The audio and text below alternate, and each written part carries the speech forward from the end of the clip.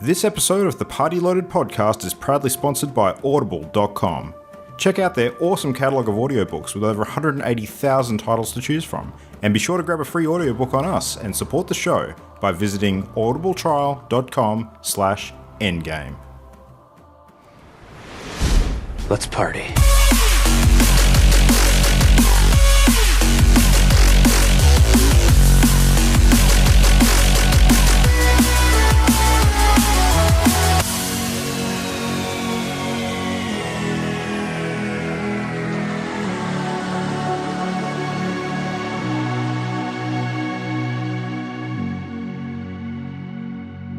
Hello, welcome to Party Loaded.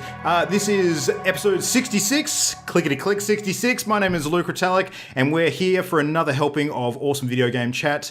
It is Pinch and a Punt, first of the month again. Been a pretty exciting day today, and I've got a couple of the team here to join me tonight to chat about some fun games and stuff. So we have Jam. Hello, how you doing? You're so enthusiastic. I cannot help but be enthusiastic about today because it's been a pretty freaking awesome day for gaming. It has been. It's been good. It's special. Yep. We also have Mimo, or as I should probably refer to her this week as Me My Mo.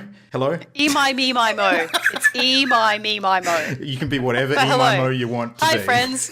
You are confused. Soon made you will sense. not be. No.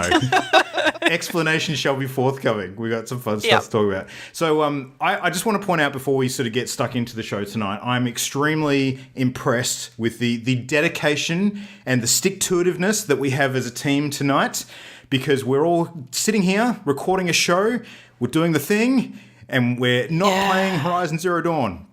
It hurts. And it's killing me inside. Oh my god.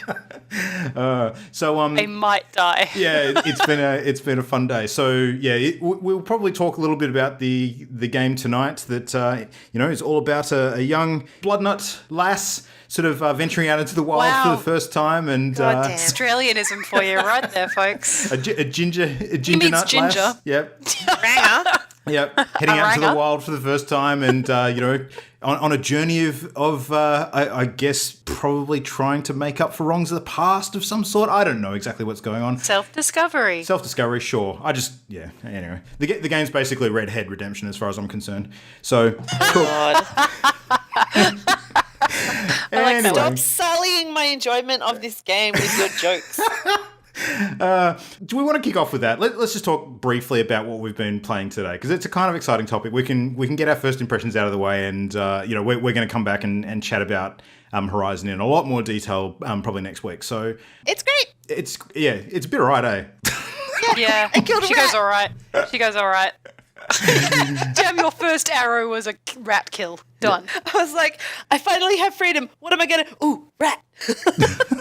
Well, you, It was great. You did the smart thing and actually unlocked your copy last night, so maybe you should kick off and sort of tell us what your first impressions were, because you started playing at about 10 p.m, am I right? Ish, yeah. Yeah. I got barely an hour in last night. I got through the tutorial, which was amazing. Very cool. I don't know what to say other than that I'm loving it. I don't want to spoil it. It's just so neat, and it's especially gorgeous on my beautiful new TV. Oh, yeah, actually, we should probably mention that. You went out and bought a PS4 this week. I did. I got a PS4 Pro and this gigantic TV because I haven't used my Landrum in years because I've been doing everything on my PC. So it was overdue. Yeah. And it just looks glorious. And the sound is amazing. And oh my gosh, I'm Now going you're going to to... need like a new couch, Yep. an adult sippy cup. Yes. And the new couch will mean a new TV unit because the couch will be too low for this enormous TV. So my TV unit has to be shorter, and I have to rework everything. Do you know what I find is I love this hilarious? game. What I find hilarious as part of this entire story is, we kind of knew that you were going to go out and do the PS4 thing because you've been talking about it for a little while now.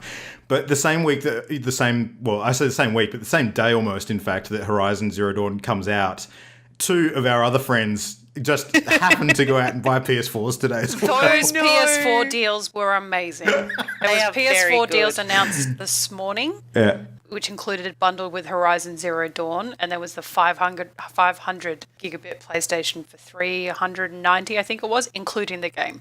That's insane. normal PS4. I just love when people Amazing. start talking about it in our sort of group chat, and it's almost like, did you think that someone here was going to talk you out of this? That's probably the wrong chat to be. We are the worst. Yeah, just the worst. No, that was awesome. All right, well, Imogen, what did you think? Your experience was a little later today, so... Out of a 10, someone asked me today, like, what would you score it out of 10? Like, I know you haven't played a lot, but what would you score it out of 10? 15? So far. Early days. I love it. It's got elements that I love from, I guess, Skyrim and those types of Elk of game, but also more recently Rise of the Tomb Raider, which I love. The fluidity of the game and the movement in the game. It's, you're watching a movie that you're playing a role in. It's really cool. And she kicks butt. And I love every second of that. The combat is insane. I managed to pull off what will probably be my greatest feat for quite some time. And I managed to spook a group of striders. And so they ran off into this sort of like a little alcove between like two little outcrops. So there was 5 of them in there. And I was like, oh, I remember them saying somewhere about like the fire arrows were super effective against when they've got like the blaze canisters on them. So I was like miles away, and I killed one like stealth near me, tried to stealth kill it, didn't, just beat it to death by accident. And I was like, oh, I'll see how effective this is. I shot one of them in the back with a flame arrow and was like, it did a bit more damage, but not that much. And then kaboom! And all 5 of them exploded in a massive fireball. And all of them died. I was like, that was amazing. Wow. It was like a chain reaction of explosions that happened. It was epic. That's I hilarious. very much enjoyed that. So I just wandered on over and did my little scrapping, got all my bits and bobs. Safe to say I did not get any fuel off those striders. No. Now, I did discover something. I have not seen this yet, but I'm aware of it from some images that I've seen. And I just wanted to forewarn you, Imogen, there is a point in this game where there are mechanical deer. Are you going to be okay with this? As long as they don't make noises akin to when I shoot them, I'm okay. Although I do have to say that one of the first quests was like kill rabbits, and I own a rabbit as a pet. And have for some time. So a quest to kill rabbits, I very quickly figured out it could be an animal. So I kept seeing rabbits, so going, nah, and I waited for a pig. You're going to have to, because you'll need them to craft your pouches. Reminds me of so the Penny rabbit Arcade strip from bone. this week where they were playing Horizon and forgot to switch ammo to the more mundane ammo and just absolutely nuked a rabbit off it, essentially. Yeah. I'm a big fan of like the animal noises is really cool. But yeah, I do enjoy the fact that majority of the things I kill in this game are mechanical. And I'm sure eventually like I'll get attached to those guys as well, which is inevitable. But I kind of like it. I think they're really cool. I like the I love it. It's brilliant. Even the scanning mechanic in it, which is not dissimilar to say Tomb Raider. Yeah. It feels like part of the story, whereas Tomb Raider just felt like cheating. Whereas in this, it feels like solidly part of it. So, there's a reason why you can do that. Yeah. Yeah, exactly. Whereas in Tomb Raider, it just went, you look like you're lost. Why don't you scan the area and you might find some things with your cool eyes. your superhuman eyes. Yeah. Yeah, it's like playing Dungeons and Dragons and like, well, I explore dungeons all the time, so surely I get advantage on this role. Like, Lara Croft basically. is in fact in the Matrix. This explains everything. Yeah. It's true. It's true. Yeah. Whereas, so this anyway, we'll talk about it much more at length next week. But yeah, I love it. Yeah. I love it. Well, I already said to you guys and announced that I'm in a serious relationship with this game now. So, and I mean that. No, I'm the same way. Like, I'll keep my thoughts relatively brief too, but the big sort of make or break for me was going to be the world and the story for this game, and I spent a good solid 2 hours before anything really happened this morning just being blown the fuck away. So, yeah, I'm kind of where you both are at the moment. I'm going to be finishing up after we're done recording tonight and probably not going to bed. So we'll see how that plays out. We here in lovely old Western Australia have a long weekend this weekend. I'm going to see if I can make it a little longer, and I'll be spending a lot of time with this game. Nice. It's just beautiful, and it just It's made so well. I can't wait to see what's next. Well, I said to a couple of people Guerrilla today. Games, GG. Oh yeah, awesome job. I said to a couple of people today that I'm going to have to come up for Breath on Friday because quite literally I'll be picking up Breath of the Wild on Friday. So yeah, that's going to be an interesting. That makes juggling sense, act. actually. You would be like harrying over the next couple of days because then you're going to be Zeldering. So Well, yeah, but I don't know how that's going to play out. Like, I'm focusing quite a bit on the next 48 hours of trying to get as much footage recorded as possible so I can actually put a review content together for the channel for Horizon. But I'm not going to sort of, compromise that by dropping it and playing Zelda. I'm going to try and juggle both. But it's going to be challenging. It's going to be a fun challenge, but it's going to be challenging nonetheless. So we'll see how that goes. The long weekend, as I mentioned to you guys before, it doesn't really help me because that's more family time for me, so I get less gaming in. But thankfully, I don't sleep. So, hey, there's that. bonus. That's it. Now, you two got super distracted by another game over the last week, though, which I caught a little bit of on chat. I was sort of listening in, and I don't know what was funnier, the game or the commentary that I was hearing from the lot of you. So tell us about Farming Simulator 2017 and what the shit was going on here. So we're weak individuals. The weakest, just the worst. Because we were playing Minecraft and two of our friends were on Farming Simulator and dropped into our chat and just listening to them trying to figure out what they were doing and talking about... It started even before that. Like, we got a message from a friend, like, in one of our chats going, so Farming Simulator, like, does anyone know anything about it? Like, I really want to play it. And then it, like, devolved into, like, how much do I have to pay people to play this with me? And all those types of things. And then we got to And then Saturday photos? night. Saturday night was, like, Minecraft. Like, Jam and I, like, yeah, we're going to play Minecraft again. Remember Minecraft? Minecraft's great. And, yeah, listening to those two play Farming Simulator, I just had to be part of that. And then Jam was like, I'm just gonna pause for a moment. Okay, I bought the game, it's downloading. I was like, We resisted for a solid hour. It took maybe 1 hour before. And then I was sitting there, because my internet's rubbish. I'm sitting Not there a cheap for 40 game minutes either. going, It was come on, nearly $50 Australian. Oh, it's so bad, but it was so funny. We dropped into our friend's game. We had no idea what was going on. Those two were trying to get things done, and we're just running around going, what's this? What's that? How do I help? What needs doing? Yeah. I chose the role of being the most annoying farmer in that even whilst I was loading the game, he's like, oh, blah, blah, blah, eggs, we can't sell those. I'm like, surely you'd be able to sell them. I Googled it and I was like, oh, so you got to do this and this and this. And I'm like, did you know? And I'm like, telling all these like farming simulator facts from the wiki. And he really didn't want to Super buy frustrated. animals. Like the chickens No. are default, they came with his farm, but he didn't want to get into the animal husbandry side of things. He just wanted to do the crops. And every 20 minutes, one of us was like, can we get a pig? Where are the animals? Why can't we do this? This sucks. Soybeans aren't fun. So we're like learning and trying to figure out. They had 3 crops seeded and growing and fertilized. So they started showing us some of the bits and pieces.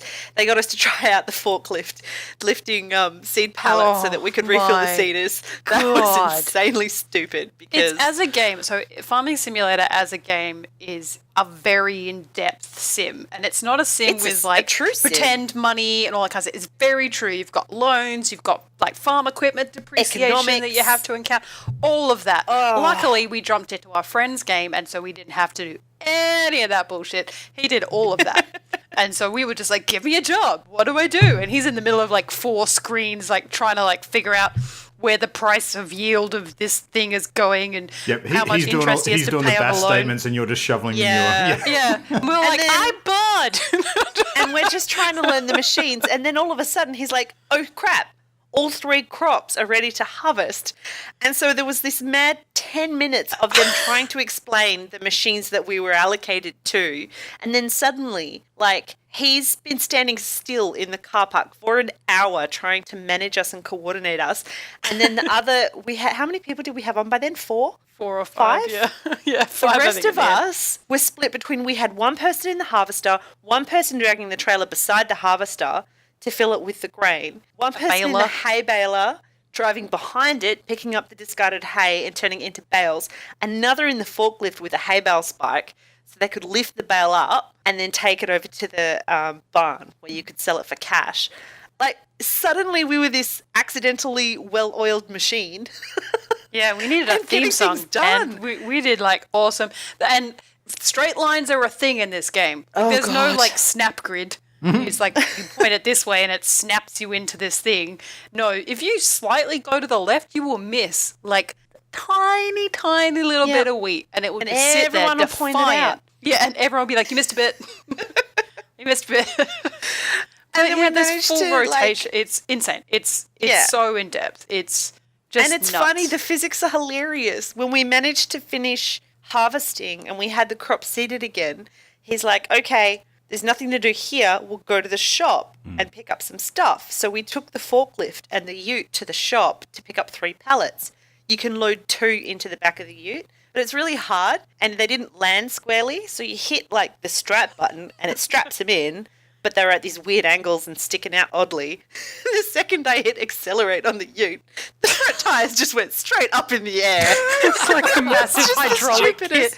She's And just by that bunny time- hopping it all the way back Oh to the my farm. God. And by that time it was midnight. We'd all been like, we'd all had a drink or two. Like we're tired. my We've been doing this for a God. few hours. We were wheezing. I think I this was couldn't just after you even. stopped listening to us, Luke. It was so freaking hilarious. Yeah, And it's a farming sim. Like, Don't drink and It's farm, just- people. Don't drink and farm. and it's got a cool radio station. I got the impression that the physics were pretty legit when I started seeing all the pictures turning up of you guys flipping tractors. Oh, well, that was me the next day. I decided, I'm like, I'll have a go at my own farm. Like, how can it be? Oh my God. Like, I think I did one tutorial. I got the telehandler and I was like tipping feed in because I was learning how to look after pigs. So I was tipping the feed in and then I just quickly flicked it from like a down position to an up position and I caught the railing while I did it and the whole thing just flipped over into the pig pen and there is no way out. Oh, I was no. just in the pig pen in the telehandler. I was like,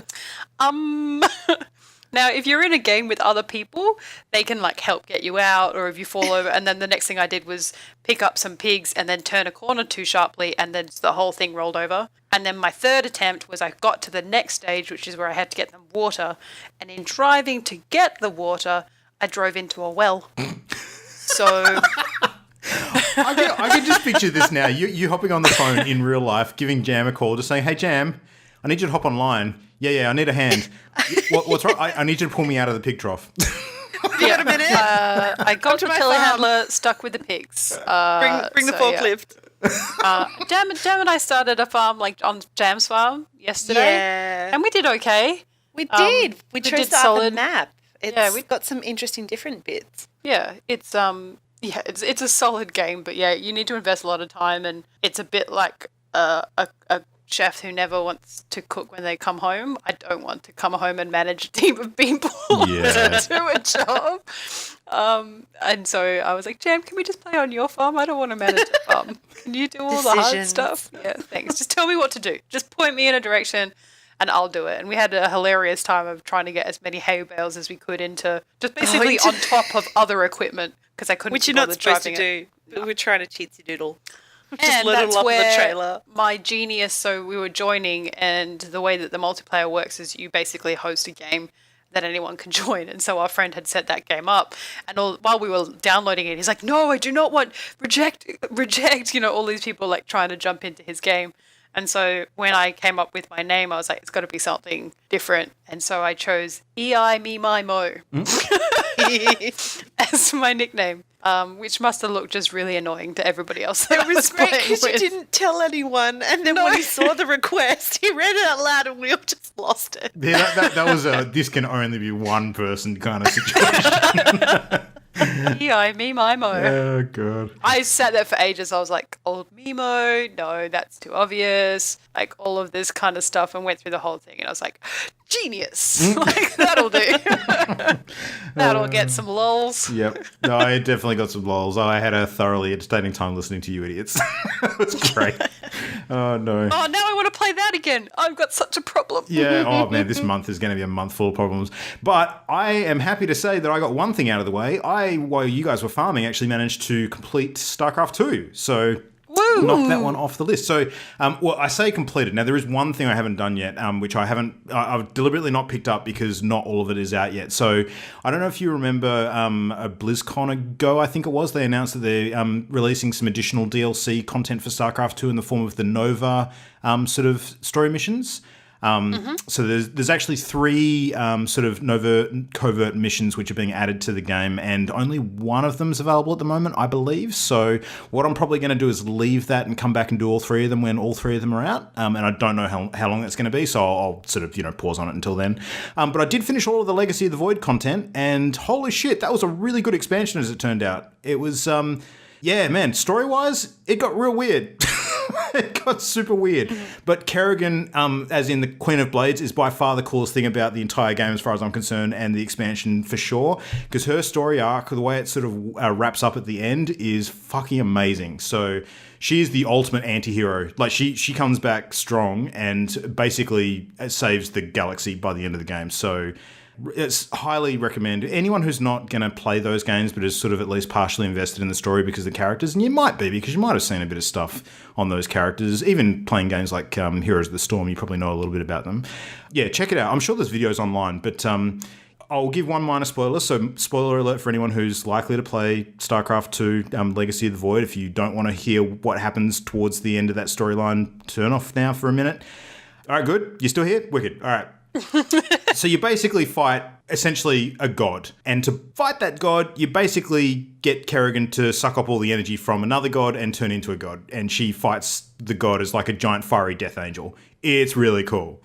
So the fiery death god? Yeah, a bit like that. Like actually, what can I compare it to? She kind of becomes like a Queen of Blades Phoenix, if you like. She looks very similar to that. Like, her whole body is like this morphed fire beast. Still maintains roughly the same shape, but looks a lot more angelic rather than sort of the membranous sort of bat-like wings she has before. But the thing that was the coolest part about it is that the final missions for the campaign actually involve all 3 of the factions working together to sort of beat this dark god type thing. And the final map that you do it on, it's really, really inventive. Like, we talked a bit when we did our real-time strategy game topic about some of the RTSs that break the mold and do different style sort of narrative missions and explore different mechanics as they do it. This is probably one of the best examples of that I've ever seen, because you're basically playing on a map, sort of building up your base, and you can build up a couple of bases on this map because it's quite large.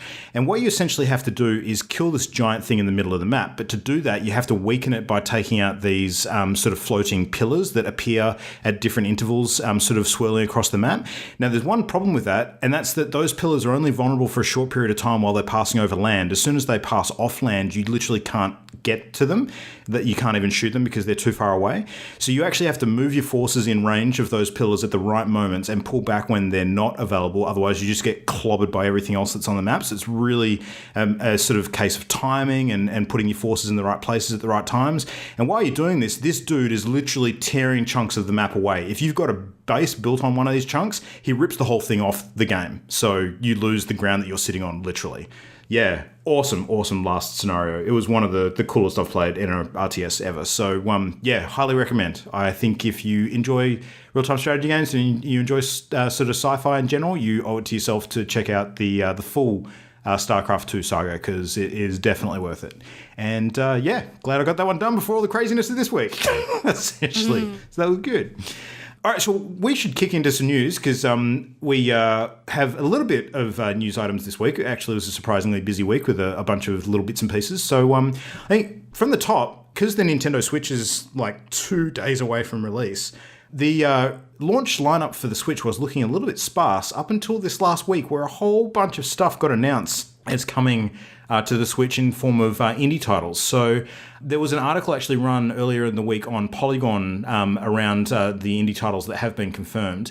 And they've sort of added them up and worked out there's about 62 other indie titles that have been confirmed for release with the Switch, not necessarily in the release window, but over the coming sort of year.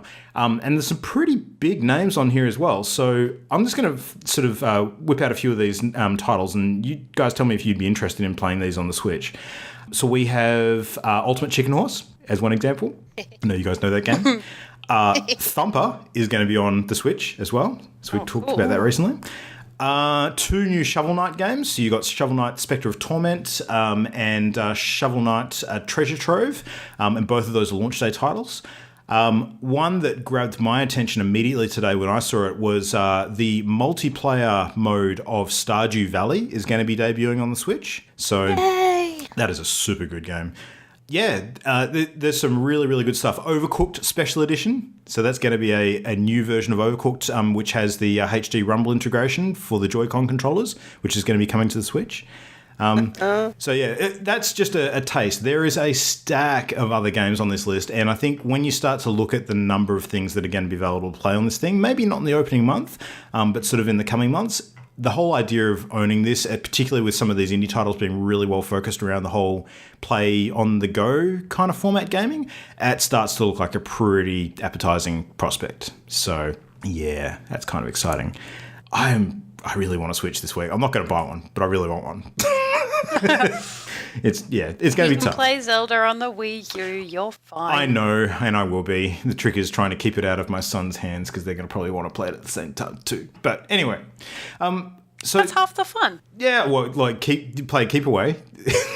No. Playing with your sons. Yeah, look, definitely some games that are great for that. Zelda's going to be a tricky one, but I think I'll sort of introduce them to some big boy games in the appropriate manner. That'll be a nice little rite of passage for them, I think. It'll be good.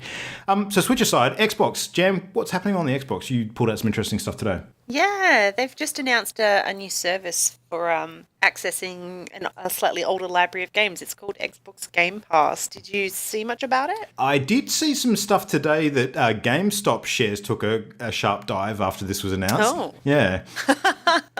Interesting. Basically, it's a service that for a monthly fee, US $10 a month, you can access a whole bunch of 360 and Xbox One titles for download, which is kind of neat. I don't know the details, but you don't require an Xbox Gold account to access them. And it's different to PlayStation's streaming service because they're not streamed. You can actually download the full game, so you're not as dependent on a steady internet connection for the single player stuff.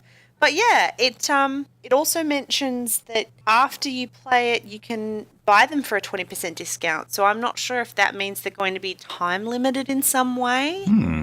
It's curious, but apparently, it's going to be a decent library and it'll be updated every month. So it's a neat way of, I guess, enticing people to play some of the backlog, the library. Of which there are that's quite available. a few. Yeah. It actually sounds a bit like the thing that EA does. The EA Access thing they do. So yeah, to a degree, yeah. Yeah, because I think that gives people unlimited access on Xbox One and PC to only EA games. So, and they've got a decent library. I mean, there's a fair few EA titles that people might want to do that with. I don't know if they get a discount to purchase it afterwards. Maybe they do, but yeah, the library sort of system seems similar to that. It sounds cool. Yeah. So it'll be good, especially if, they're titles that are a little harder to get a hold of ordinarily. To do that. Cool. Yeah, I'm looking forward to it. Yeah. I have to check it out. Nice. Well, we had a announcement this week from, of all places, LG Electronics. So, the makers of, quite a few of the TVs that you see around the place and stereos and bits and bobs. So LG possibly not surprisingly, they've announced that they are going to be unveiling their first crack at a virtual reality mounted head display prototype at the Game Developers Conference this year. So it's going to be shown off at the Valve GDC booth. And according to the press release that's gone out, it's going to be designed to deliver a high-fidelity next-generation VR experience. Valve has sort of said that the system is wired and it is going to be PC-based. But yeah, the fact that LG, like another big sort of entertainment black goods type company, is throwing their hat into the ring. I mean, Samsung, of course, have been there already. It's interesting that there's a lot more companies willing to take a chance on VR now. I mean, some of the stats that have been coming out in the recent week around sales have probably given a bit more safety around that kind of investment in technology. PlayStation's come out and said that there's over 900,000 PlayStation VR headsets in the wild now. Oculus have mentioned that there's more than 5 million Samsung Gear VR headsets in customers' hands. Gosh. So, yeah, we're getting up to the numbers now where it actually starts to matter quite a bit. So, Yeah, it was an interesting one. Little VR news bite, as you will. A probably bigger one, which is of interest to a lot more people this week, though, was a bit of an announcement from Twitch. So, did you guys see that Twitch is going to be partnering with game devs now to actually sell games via Twitch? So, Yeah, it's pretty cool. It's interesting. Yeah. Well, since we talked last week about Let's Plays sold Gemini on so many games, it kind of makes sense because you log on to Twitch, you're like, yeah, I'm not really sure, and you're like watching somebody play a game. Gemini could just click the button that says buy. Yeah. And start installing on my machine while I watch the Let's Play or the stream. Sorry, it's not a Let's Play, but The more I started thinking about this, and the more I realized, I'm actually surprised that this hasn't happened a while ago. Because when you think about the Amazon connection with Twitch, and especially the linking of the Prime services that they've been doing recently, this is like an I think they just had to no-brainer. nail that first. Like once they nailed that, Twitch Prime, Amazon Prime malarkey, once that was nailed, then the rest is fairly simple. Yeah. It does make me wonder though, since we don't have that connection here in Australia. Yeah, well, I was going to say, if you want to nail it, open it up to the entire world. That would be my advice. Yeah. Well, Amazon at the moment, Amazon I think just recently announced that they'll be offering sort of full global access very shortly. I don't have the full details on that, but I do remember reading it, being very excited that we would finally get full Amazon services because it has huge implications on a number of things. Yeah. This included, I guess. So absolutely. We'll see. Yeah, I think that, there's obviously a lot of streamers out there that'll be very happy about this, particularly with the way that they're going to link it together. So, they've actually mentioned that as an extra incentive when viewers purchase a game through a streamer's page, the streamer apparently is going to get 5% of the sale, and the viewer purchasing the game also gets a free Twitch crate, which comes with randomized items that are tailored to those streamers. So, it could be some of those Incredible emojis and incentive. things. So, yeah. You know what it means to, like, streamers going to jump on the latest game? Or, well, they do anyway. Yeah. But Yeah, if true, they can yeah. do that and get an audience so that this brand new audience who is unlikely to have purchased the game will purchase the game and end up doing so through there, it just, bumps their revenue. So there's just so much incentive all around. Oh, it's massive. I really think that YouTube probably needs to turn around and do something to compete with this because... the video content that's being created, and I guess there's nothing stopping people from, streaming content and then uploading VODs to YouTube after the fact. But it's an absolute no-brainer that the focus is going to be on Twitch if this is the kind of money that's, going to be flowing around. So it just makes absolute sense to be on the pulse as much as you possibly can. And if you're getting 5% of actual game sales, holy crap, that's potentially a lot of money. So, yeah, I would like a better internet connection so that I can do this. Quite frankly, that would be really good. But yeah, Me too, so that I can set my own up against you and we can compete. Compete for viewers at our 5%. sounds good. Or we could just Voltronize our shit and like rule the galaxy. That'd be awesome. So yeah, Yes. better internet would be good for so many reasons. But anyway, all right. So. Cool thing happening this week. There was a bit of an early leak, which, as it turned out, actually coalesced into a full announcement for the new Middle-earth game, which is now known to be called Shadow of War. So that's been announced with a full trailer. It looks like it's going to essentially be the sequel to Shadow of Mordor, which, Jam, I know that you've played a bit of that game and weren't a massive fan of it, despite the fact that it had a fairly, universally critical success. So I don't know if I was playing it wrong. I was bored. I was bored. I'm running around and I'm like, yeah, okay. Maybe you were too detached from it. It was too unrealistic. Maybe I was exploring too much and I should have paid more attention to the quest line to, get good. Yeah, that too. Maybe open you tried world to. games, you can detach yourself entirely, and then you don't want to go back to the main quests anymore. Yeah. That's me already in Horizon, just saying. You might have tried to treat it a bit too somewhere else open world when it maybe wasn't that, or something along those lines. But I don't know. It was just, there was war and everyone around me is fighting, and every now and then I interact with a person. Yeah. It just felt odd and disconnected, and I wasn't invested at all. but maybe I should give it another go sometime. Well, I mean, fans of Lord of the Rings would obviously be naturally attracted to these sorts of games because being able to see some of those characters, you know, who haven't necessarily been in the movie trilogy, be shown on, I was going to say the big screen, the small screen, depending on how big your screen is, and actually play a part in that part of the narrative. That's a pretty big draw card for a lot of people. But the thing that earned almost universal acclaim with this game when it was launched was the Nemesis system, which was kind of the way that... Now, Jam, you can correct me if I'm wrong, but this is why I understand the Nemesis system to work, is that as you make... I don't know. You don't know? Okay, you don't actually remember? All right. Anyway, I'm going to talk out of my ass for a second and people can, write in and correct me if I'm wrong. Done. So I'll correct you. It seems like there's a system in Shadow of Mordor, which I've not played, so I'm going by what I've sort of understood from feedback, where you make decisions during the game and things that you beat and interact with actually tailor the way an enemy grows, which sort of forms like an end game obstacle for you. So yeah, and it was complex, and I didn't learn how to do it properly. But essentially, the hierarchy of the enemy was established. But then, as you interacted with each person in the higher up levels, you would shift that hierarchy slightly. So there could be this absolute toss bag little monster jerk, right, who gets kicked around by everybody. But if you end up taking out the lieutenants, the captains, whatever, that are competing with him or that are in his way, and he just slowly starts climbing the ladder and gets more and more power. And yeah, I didn't play it long enough to see that greatly, but I remember hearing some pretty amazing things about people trying to actually, they were getting invested in the way the hierarchy was formed and constructed so that they could try and determine how best to upset the balance. Okay. Get different individuals into power. It was interesting, but I didn't play it long enough to see how thoroughly it played out and affected the world. So I guess what it comes down to... It's kind of neat. Essentially, it boils down to it being a responsive narrative. So the actions that you take actually flesh out what some of the things you'll experience later in the narrative will be. Yeah. So... And it means different interactions become available in the world because they're based on that character, their strength, the strength of their underlings, I guess. Yeah. So, yeah, it was interesting. So, I mean, I was surprised for a while, given how much this system was talked about, that not a lot of the games had sort of picked it up and tried to do something similar.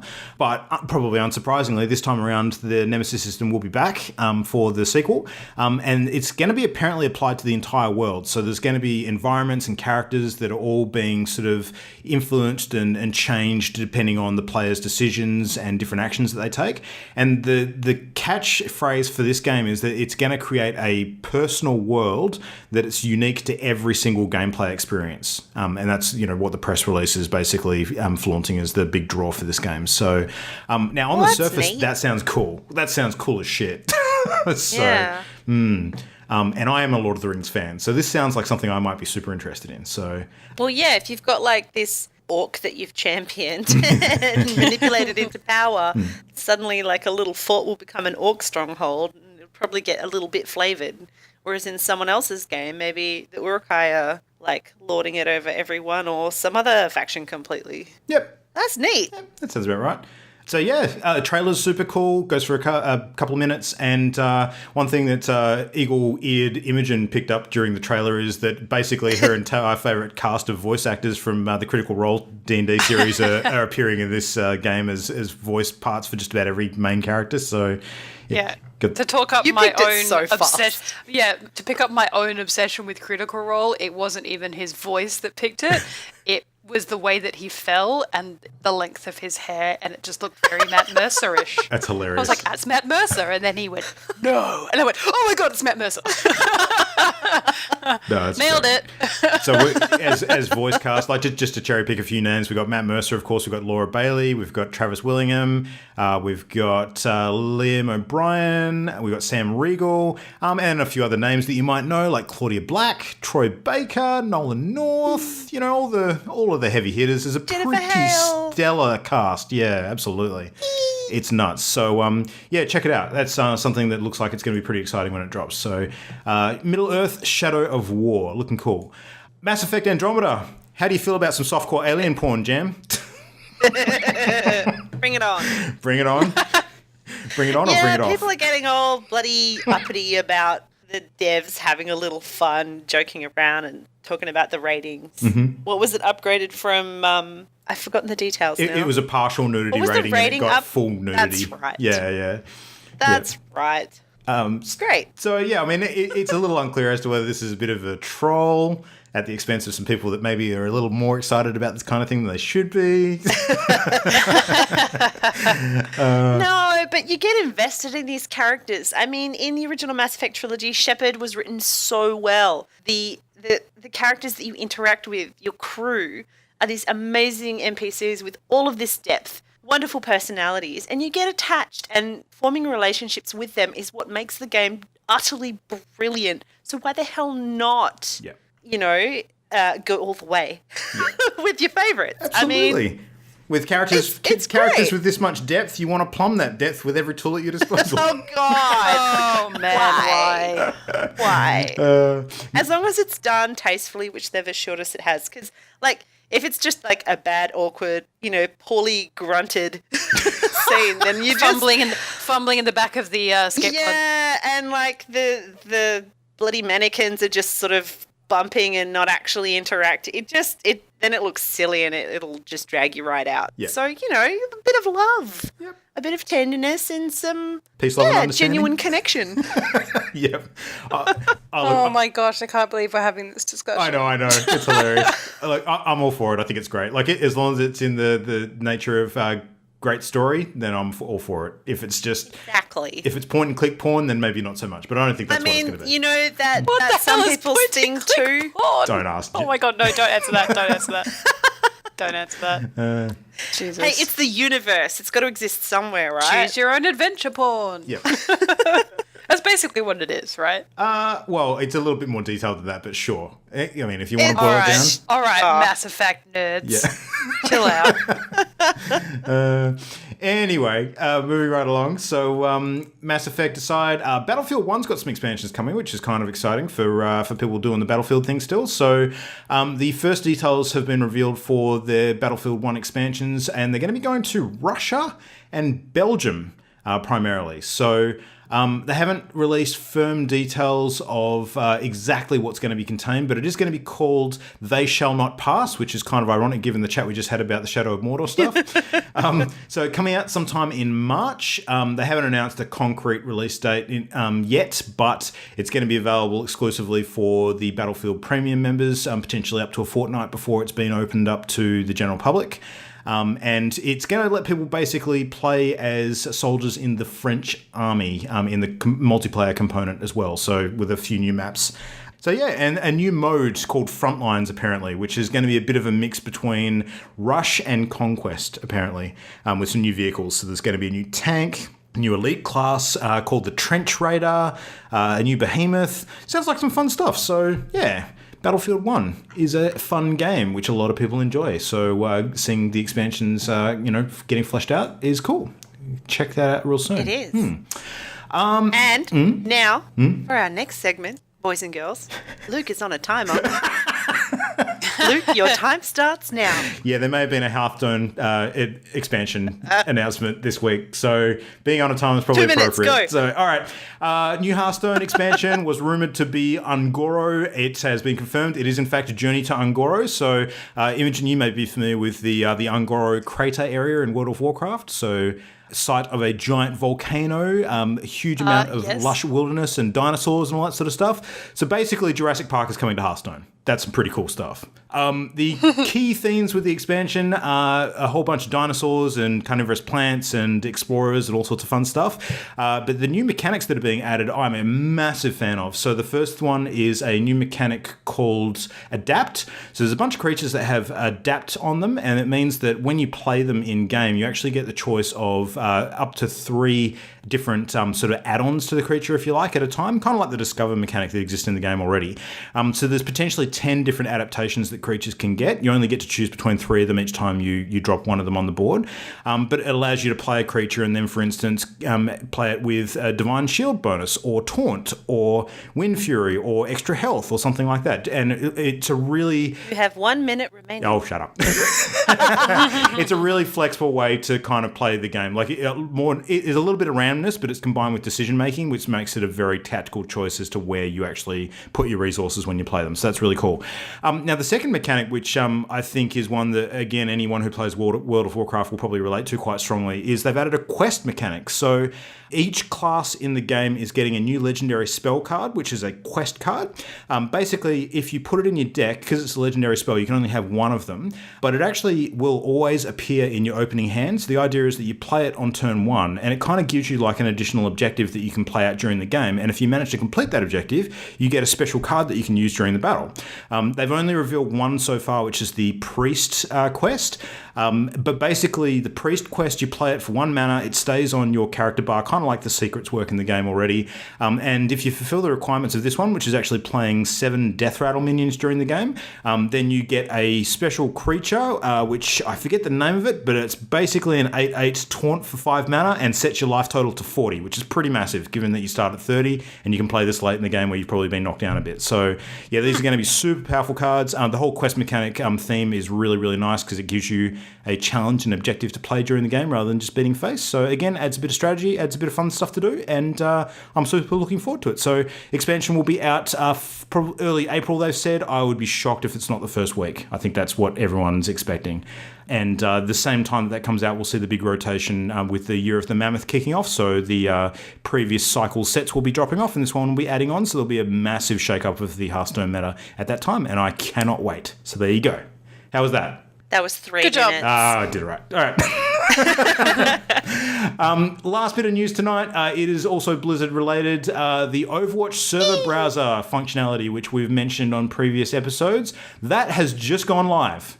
Hooray! And I'm it so looks torn. wicked. The I video wanna looks play everything. awesome.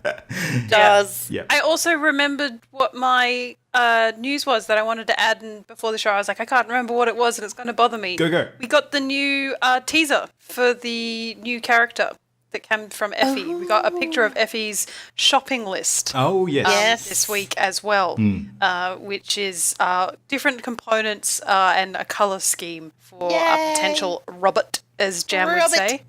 A robot. So it seems like perhaps we are going to get a robot or cybernetic character. I hope and his maybe name is Doomfist Robert. at the same time. That would be Robert so the Robot. cool. It's weird that, I mean, it's in weird the that top- the Effie stuff is sort of going on the way it is, because every other thing is pointing towards something going on with Doomfist at the moment. They've actually upgraded the Nimbani map now. The Doomfist They can drop is, 2, man. Well, they could, They're going to yeah. drop 2, and the They'll color drop scheme 2. of this robot was very Numbani.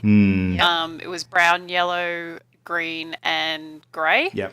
The top left had a sort of like a little head sketch, which was kind of cool. It had different drives and specific things that it was going to be made out of. And then a little end of the shopping list was some Lucy O's, which is a cereal in the game that the character Lucio has obviously had, which I thought was just a nice touch. Branding deal. I like that they sort of just... But the thing is, they released this thing to get you hype about the robot, and then they added this element that just builds to this world. Yep. It's just Blizzard. It's incredible. Double thumbs up. Good job. No more weird Sombra ARGs. More of this shit, please. Yeah. Well, Jeff Kaplan has said that the lead up to the new character reveal is going to be a very, very quick one over the next week or two. So, yeah, we're going to get a lot of fun stuff. I reckon it's 2. I honestly think. I mean, Yeah, what I'm better with Jem. way? I think it's 2. I think it's like to balance? a versus. It'll Yeah, be like a you- versus thing. The roster's already so well balanced. To introduce Doomfist and then a robot that's been constructed to oppose Doomfist means that you can maintain that balance. It And would just be thinking about from wonderful. Yeah, and from an audience perspective, not just from a game perspective, you've then got double the chance of hitting a player group. So depending on what people prefer to play, support, tank, etc. If they're two sort of very different ones, they're going to get 2 different camps. They're kind of creating like a Horde v Alliance thing. I almost feel like. I feel like they might be the same type, and you choose one or the other. You're either team this or team that, and they're going to start sort of harping on the good guy versus bad guy thing a little bit, and then introduce the muddling of it, later on. It's really cool. Yeah. And I wouldn't be surprised if we wake up tomorrow and they've been released or something. Yeah, something very rapid like that. Well, I mean, the Doomfist is now missing. It's in the wind, so who knows when that's going to turn up. So it could be attached to this new robot for all we know. It could be... A robot. Yeah, totally random. But, yeah, doing good stuff at the moment.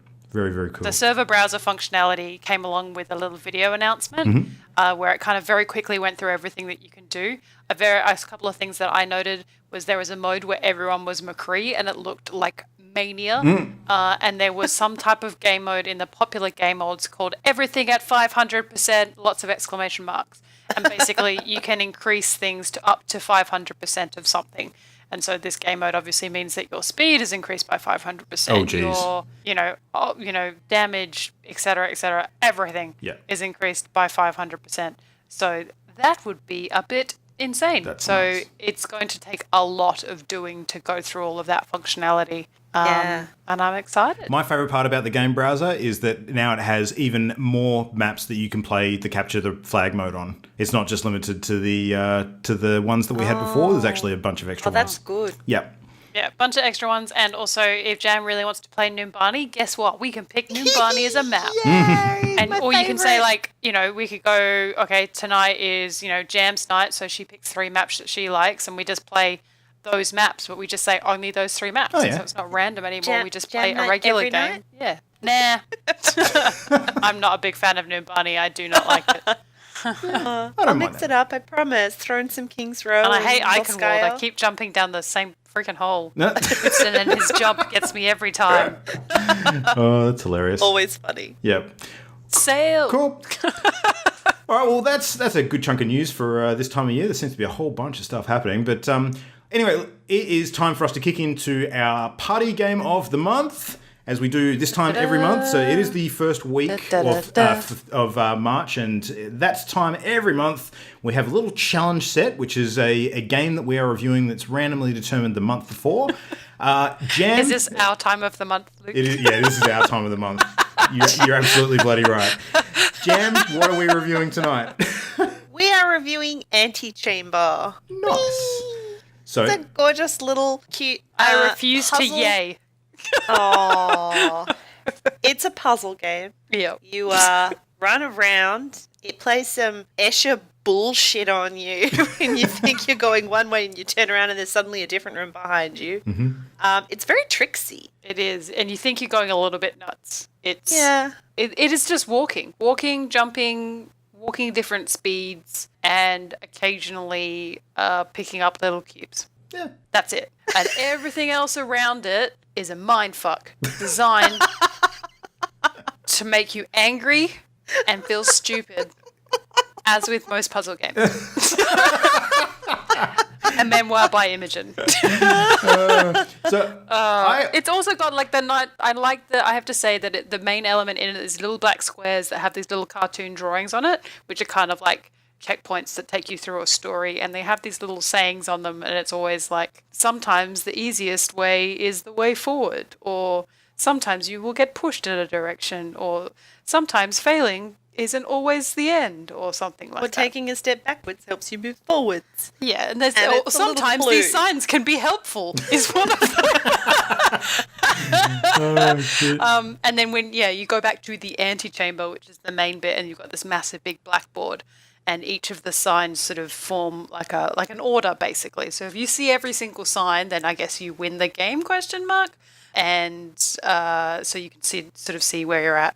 It's very geometric. It uses very simple colours. Lots of fluorescent colours, lots of very bright greens, Very pinks, bright, blues, but reds, like- yellows. Standing out on a background of white or black. Yeah, it is predominantly there's a black lot and of white for the most contrast. part. Yeah, and it likes to trick you. Yeah. It likes to play on your expectations by doing the unexpected. Yeah, or you'll like randomly drop all the way down. I do have to say, like, for a puzzle game, when I didn't finish the first time, and came back to the antechamber, I was like, okay, cool. Do I just go through all that again and do something different before I fall, or what? And then turned around, and it actually has sort of a map that shows you where you were, and you can actually click to go back to specific locations if you've seen them, which is really handy because you basically can get stuck later on in the game, as I'm now 2 hours in, where you just get to the point and you go, I don't know what's going on, or you just completely stuff everything up and you melt all of your blocks and you're stuffed, which I did on multiple occasions. And then you have to go back to the antechamber and you can just re-enter at a point. Yeah. But so many times It gives you like a little window that kind of shows you what that area is. And so many times I went back to that area thinking it was something else and then but then that was the times that I found something else because I thought, That totally made sense.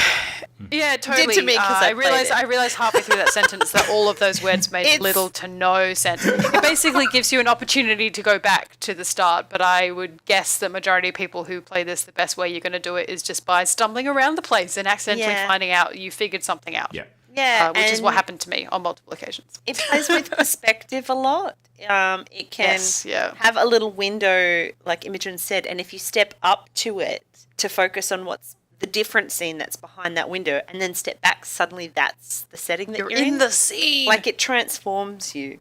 Yeah. It's so real, man. The little blocks. The reason I got stuck at so many pieces of the puzzle is because you pick up this. It's like a gun or it's a tool. And it's a blue tool manipulator. at the start. It's a matter tool, like a matter generator, I think. Yeah. And it lets you pick up these blocks that are lying around, but because it's a blue tool, the blocks that you pick up get turned into blue. And I was encountering green and yellow puzzles, and I could not get to the green and yellow tools. That means there's a pink one there as well, because I saw pink ones. The pink ones are at the end. There's a pink gun. Yeah, of course. Far out. Yeah, it's so hard to explain. It's twisty. It's a crazy game. Puzzles. Yeah. Oh, check it out. Do you know what I'd compare it to actually? Like $20 US on Steam, so around 25 to 30 Australian, depending on the exchange rate. So it's quite an expensive puzzle game, I guess, for what it is, but I guess you're going to get quite a lot of play out of it, I would suggest. I would not hesitate to spend that money on this game. I think it's definitely worth the ticket price in this case. How long was the timer? I would recommend it if you don't like puzzles. This is not your game. Oh, absolutely. Yeah. I still enjoyed this, but I don't mind paying $10 for a puzzle game, but $20 US for a puzzle game is a lot for me because I get very frustrated very quickly. In these games, but the games that I immediately remembered when not my genre. when we started looking at what this is possibly going to be compared to, the two games that sprung to my mind, not graphically, but kind of in the way that the game is built, it reminded me a lot of Portal, sort of combined with The Witness, if that makes sense. Kind of. Yeah. The reason why I say those games is Portal because of some of the geometric sort of movement style shenanigans you have to do, and manipulating your environment. Exactly. Yeah. That kind of stuff kind of fits into that setting. But The Witness, not so much in the style of the puzzles, because The Witness puzzles are all line based, but more in the sort of paying attention to your environment and how relevant that is to all the puzzle solving. So there's a lot of clues throughout Antichamber and ways you can manipulate your environment and stand in different positions to see certain things and that kind of stuff that reminded me a lot of the way The Witness plays with perspective as well. So that was really, really cool. But of course, Antichamber does it in a really, really subtle way because the graphics are so simple. Like a lot of the black and white sort of areas are almost like, line drawings that you're sitting inside. But the thing I love about that is that it makes the color really relevant in the game. Like the color is such a standout, and it's used as a tool when it's messing with you and giving you clues for different puzzles that it's super relevant. Yeah. The second you start using the colors as landmarks, they'll start meaning something else, or they'll change the way the physics and the mechanics of the game work to lead you astray. Like it's built to mess with you and to try and get you to make absolutely no assumptions, because the second you assume, like the game's already changed. It's not the room you thought you were just in. It's like the developers have just deliberately said, "What if we put people in this type of room? What are they going to assume? Okay, cool. Now let's do the opposite of that." Exactly. What did they? There is actually a room where it says, "Don't look down." I went, okay, I guess I should look down and then come back. Yeah. I feel like. But then you start double guessing yourself don't look because down you think and I should I look down? Do they want me to look down? Do they think I'm going to do that? Like what? You just end up vaccinating yourself. But yeah, another game this reminds me of is the Stanley Parable. Mm-hmm. The way that it's just toying with you. And again, working on your assumptions, because that game is just hilarious. Yeah, the signs take on like an omniscient being. So it kind of makes it like something is talking to you without any vocals or sounds. Like there is very minimal sounds, I guess, in the game, but I didn't really notice. I guess I'm focusing on everything else, but there's certainly no voice. I thought the sounds was actually really relevant. Like the music that you've got going when you're playing is almost like this really heavy atmospheric sort of electric synth music, and it gave me this sense of foreboding more than anything else. Like this game, have you guys ever seen the horror movie called The Cube? Is that something you're familiar with? Oh gosh. Oh yeah. God, yes. Ages Why ago? have I seen that movie? Yes, I've seen so The a long, Cube. long time ago. Like the sort of environments that the people were in that movie were, you know, almost like sort of white paneled rooms as well.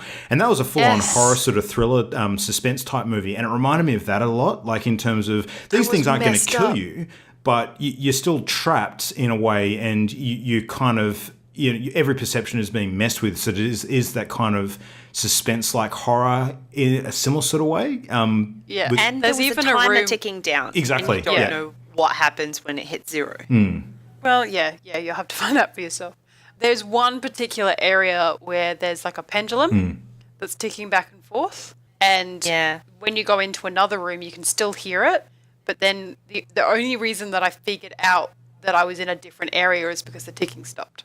Ah. And I thought, that's cool. Like, that's kind of like I've switched my perspective, so I've changed my dimension somehow. It just was amazing. Yeah. But I think Jam and I compared our sort of wall of cartoons of all of the different signs we saw, and we've seen roughly the same thing. We also both got to the exit door somehow, but didn't finish the game, ? So Yeah. I don't know. fun times. Whether or not that's actually the ending of the game and troll or I don't know. So You don't sound bitter at all. I'm intrigued. I'm still intrigued. Like, there's definitely puzzle games where I think I'm too stupid for this. I'm not going to play this game anymore. I'm not going to get it. This is a little bit different. Like, I could probably have another go at this, or have you guys over one time and we all try and finish it together or something. That could be fun, actually. Together, everything that we've learned. Yeah. Try and beat the game, man, because the game can't win. But yeah, interesting. Yeah. Interesting game, but I can see why it was recommended for sure. Yeah. Who recommended this one? I actually don't remember. I will scroll back Ollie. It down was while Ollie's you game. continue. Ollie's pick. Ah, interesting. So there you go. Well, that makes sense. But I mean, the first time that I think some of us heard about this game was actually at PAX Oz 2013, because this was one of the indie showcase winners that year. Yeah. Oh, wow. Okay, cool. Yeah. I didn't realise it was Australian. Yeah, I'm pretty sure it was. It was developed by Alexander Bruce, and the company's name is Demruth. So certainly not a large recognisable company. I think they're probably known for this more than anything else. But it came out on the 1st of February 2013, so it's been around for a little while. Got some extremely good reviews on some of the big sites when it came out. It's sitting at a healthy 82 on Metacritic. The Steam reviews are just overwhelmingly positive for the most part, so... Yeah, it's. I can definitely see why, and if you're a puzzle person, for sure, check this out. I mean, it's a great puzzle game, especially for 2013. That's 4 years old. That's, oh yeah. You know, I'm looking at some of the screenshots on the Steam page. There's so many rooms I haven't seen. and that's the thing. I love that when we played Her Story together, we all played it together and we had different things. And I love that we all got together to play this game, to see the rooms we had seen and ones we hadn't. Yeah. And also different perspectives. Hey, see what I did there? On the game would probably help, as the game suggests, at multiple occasions. Yep. Yeah. So Sounds good. my individual thoughts on the game are that it is not for me, but it is a solid puzzle game, and I am intrigued. And I like that it has very little or minimal narrative, but still manages to put you in quite a specific scene and give you quite a specific feeling while playing the game. Yeah. Good job. Yeah. 2 thumbs up. Yeah, I loved it. I don't feel like I need to elaborate too much. It's got all the stuff that I love about puzzle games like this, and the very simplified art style I think works very, very well for it. So absolutely 2, possibly 3 thumbs up from me. So 5 out of 7. That's it. But did you get to the exit door, Luke? No, I didn't, but I had a look at the map that you guys posted, and my map's a lot more filled out than yours. So Sure. Yeah, I don't know Yep, what. but So you we didn't beat make Luke. it to the exit door, though. You're not in the exit door club. No, apparently not. God knows I could not tell you how the crap I got there, but I did. I know, right? Well, I I got saw up the to black I got up to the Did red you guys gun. see the black blob? So I did not see a black blob. I have the green and the red gun. So did you guys get that far? No. Okay. But I got to the exit. But we got to the exit door. Interesting. Yeah, I also quite enjoyed it. The price is, I wouldn't pay more for it.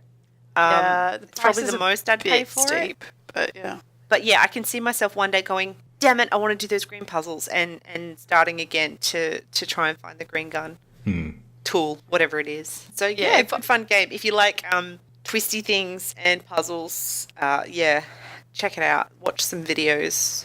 Or don't, because then you'll spoil it. Yeah, don't spoil Yeah, it. I have a solidly go. recommend. I solidly recommend if you're not much of a puzzle person, but you know somebody that is, and you want to have a bonding moment, hang out together and play this game. Yeah. I think it'll be really good because I think like working together would be kind of cool. Like I kind of felt like if I just like jumped in Jam's game or vice versa, and she'd kind of been like my hint system. Yeah. That would have been awesome. No, I think what we've said about it, combined with the information that is on the Steam page, is probably all you need. So you don't want to learn more than that. Yeah. Yeah. No, don't Google stuff. And yeah, I'm the worst. Like I did get to a point. I'm like, I'm never going to play this again. I'm just going to Google it.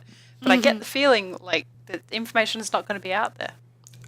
No, you'd be wrong. It's out there for sure. Oh, really? Yeah. Dang. Yep.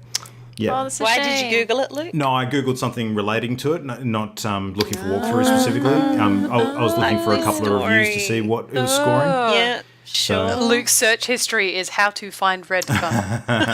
No, what I did discover, because one of the reviews I read actually mentioned this, is that apparently the game was built in mind that I don't know if the game makers have actually done this or whether other people have, but you know how all of the rooms on the map inside the game actually have names associated with them, like if you sort of hover over?